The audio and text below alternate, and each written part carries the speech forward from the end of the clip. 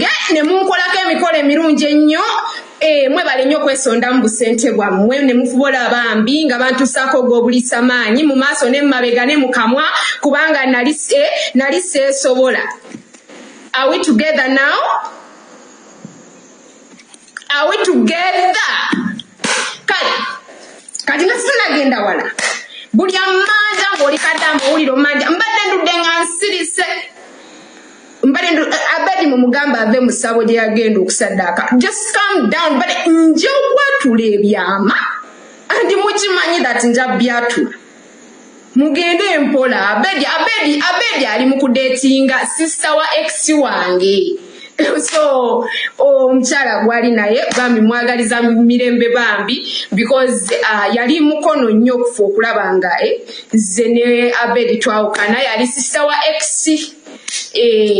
So ndowooza mukirabye. Oh my dear, me I'm a person who is the way I am because I want. What don't I want? I have everything you dream to have. My body is weight kwendi kuwako njagala obba. Gwaliwo kyolina mudakiika gwolina kihasla. Kimawulize Doni Cruise nanti kaduuka mwe bakadde amaze sibesiga. I don't trust you. Nze nkubuulira I don't trust you. Muli bantu bazibu atulumana ne mujjayo ne mwefula abalungi.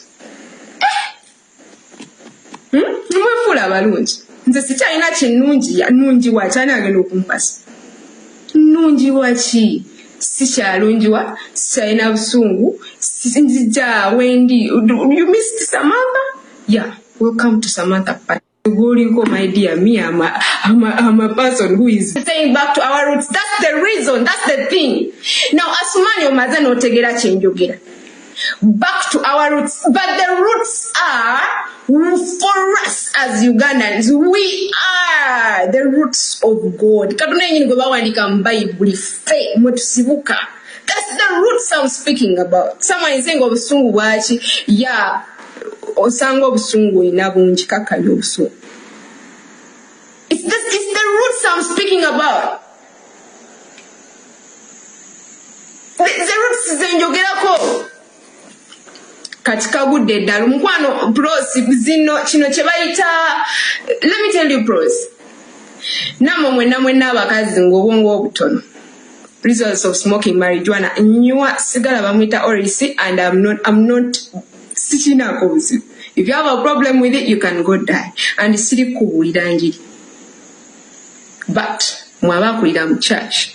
The Bible, there is somewhere where the Bible says nti abantu mutali bumuulira ajja kwogeza endogoyi. And right now ayogeza endogoyi. Are we together? What happened to Samantha? Nothing happened. Samantha is just being authentic and speaking words you don't want to listen to. Because yeah, I smoke actually. I'm so conditioned because Congolese Bible